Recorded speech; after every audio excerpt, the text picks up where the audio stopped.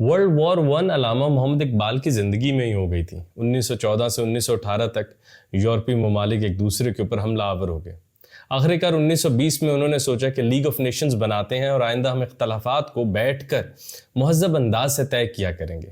اس کا جو head quarter ہے وہ جنیوا میں سوئٹزرلینڈ میں اس کو جگہ دی گئی۔ علامہ محمد اقبال اسی زمانے میں بھانپ گئے تھے کہ یہ جو انہوں نے لیگ آف نیشنز بنائی ہے، یہ جو طاقتور قومیں اکٹھی ہو کے بیٹھ گئی ہیں جو پہلے جنگیں کر رہی تھیں، یہ بہت دیر تک نہیں چلے گا۔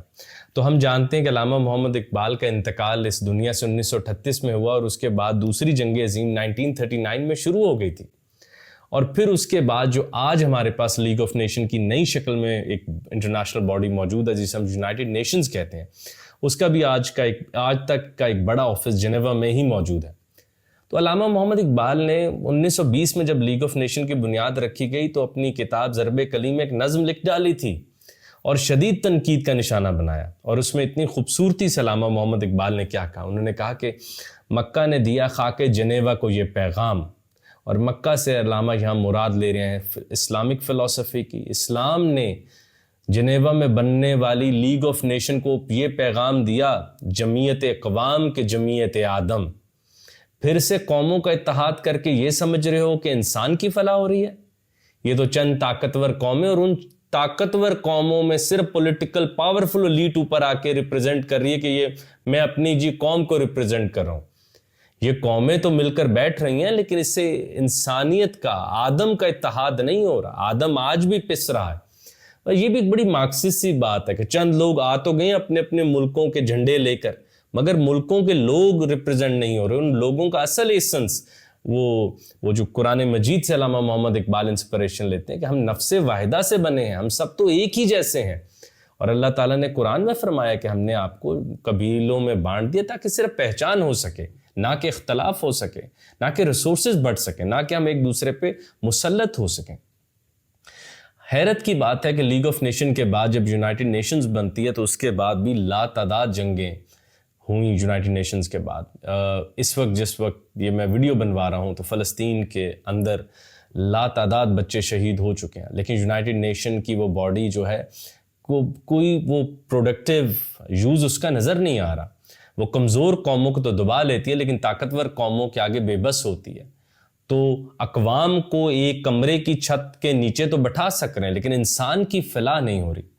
ایسی بات علامہ محمد اقبال نے پیام مشرق میں بھی کی اللہ تعالیٰ کی طرف سے کہ میں نے یہ خوبصورت جو کائنات ہیں یہ آب و گل سے بنائی، یہ پانی اور مٹی سے بنائی، تم نے اسے ایرانی، تاتاری اور حبشی قوموں میں بانٹ لیا۔ یہ کائنات تو ساری کی ساری سب کے لیے ہے، لیکن تم نے اس کو بانٹ لیا۔ آپ کبھی خود سوچئے کہ یہ ویزا، ٹیریٹریز، یہ بارڈرز یہ کیا ہیں؟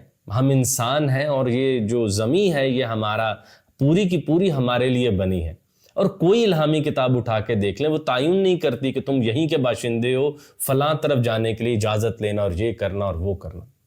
اور خاک مکہ نے جنیوا کی خاک کو یہ پیغام ہی کیوں دیا؟ کیونکہ جب ہم مکہ جاتے ہیں تو اللہ تعالیٰ تو ہمیں ہر وقت ہر جگہ نصیب میں ہوتے ہیں۔ وہ نحنو اقرب ہیں، ہمارے وہ ربطے تواڈے اندر وسے وچ قرآن اشارے۔ یہ علامہ محمد اقبال کہتے ہیں کہ طاقتور خود میں خدا کو دریافت کرتے ہیں۔ ہم یہ جانتے ہیں جس نے نفس کو جانا گویا اللہ کو جان لیا۔ تمہارے اندر انفس میں اللہ نے قرآن میں فرمایا نشانی ہے۔ تو ہم مکہ کیوں جاتے ہیں؟ ہم مکہ یہ دیکھنے جاتے ہیں کہ مختلف قوموں کے لوگ ایک ہی صفوں میں ایک ہی کپڑے پہن کے متحد ہو جاتے ہیں۔ مطلب کہ پوری انسانیت جو متفرق علاقوں میں رہ رہی ہے وہ وہاں آ کے متحد ہو جائے، کسی کامن ایجنڈا پر آ جائے، ایک دوسرے کو ایسے بھائی بھائی جانے جیسے اسلام نے قرار دیا ہے کہ پوری انسانیت اگر اسلامی روپ میں ہو تو ایک طرف بھی کوئی نقصان ہو تو پورے جسم اس کی تکلیف میں ہو۔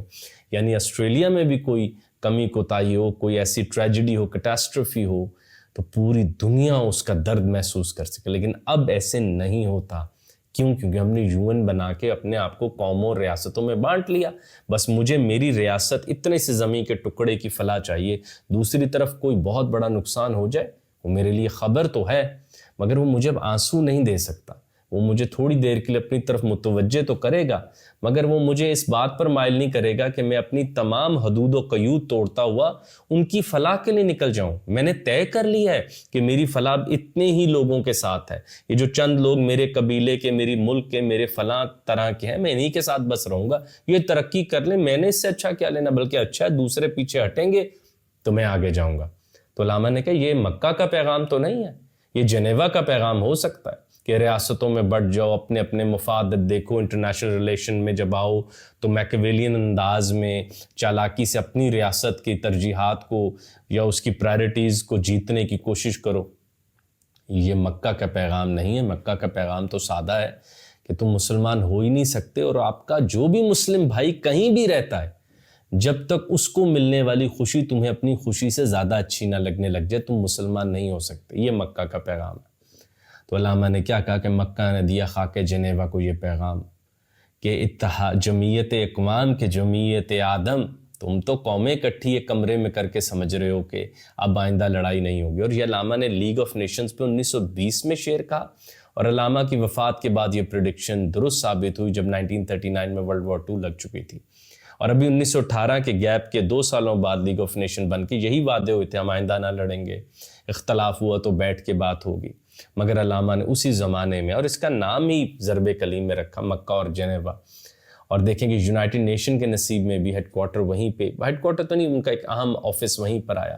تو آج بھی علامہ کی یہ کرٹیک درست ہے کہ قوموں کو ایک کمروں میں بٹھا کے ان کے آپس میں ٹکرانا وغیرہ یہ کوئی عقل مندی تھوڑی نہ ہے۔ یا جو یونائٹڈ نیشن کے سالانہ میں بس ہر کوئی آتا ہے، اپنی اپنی تقریر کرتا ہے، اپنی اپنی پوائنٹ سکورنگ کرتا ہے، کسی کے ہاں یہ بات نہیں ہوتی کہ آدم پس رہا ہے، انسان پس رہا ہے، انسان متحد نہیں ہو رہا، میری فتح اور انسانیت کو بانٹ رہی ہے، میری جیت اور انسانیت کو بانٹ رہی ہے۔ تو علامہ کا پھر وہ پیام مشرق کی بھی بات آپ کبھی انجوائے کیجئے کہ اللہ تعالیٰ نے فرمایا کہ میں نے تو مٹی اور پانی سے ایک زمین بنائی تھی، تم نے اسے ایرانی، تاتاری اور حبشی قوموں میں بانٹ لیا کہ یہ تمہاری وہ میری، اور لڑائی ہو گئی ہے تو پہلے لڑکے دیکھا، لیکن لڑکے بہت خون خرابہ ہوا تو کہا چلو بس اب ایک کمرہ بنا لیتے ہیں، وہاں بیٹھ کے ہم آپس میں بات کر لیں گے، نیتیں ہماری درست نہیں ہوں گی۔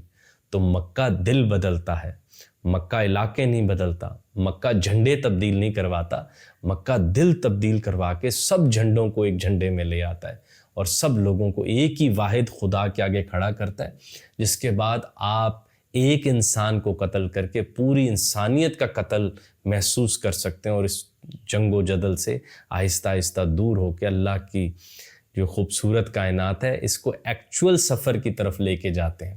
اور ہم جانتے ہیں جلد یہ بحث اب ہو جائے گی کہ یہ کائنات تو ابھی دور کی بات ہے، لیکن زمین جیسے ایک ملک کی طرح سمجھی جائے گی۔ تو وہ اصل پیغام ہے انسانیت کے۔ جب حضرت آدم علیہ السلام آئے ہوں گے، جو بھی پہلا آدمی ہے، تو وہ اس طرح زمینیں تھوڑی بانٹی تھیں، یا یہ تھوڑی کہا تھا تم اس رنگ کے، تم اس نسل کے۔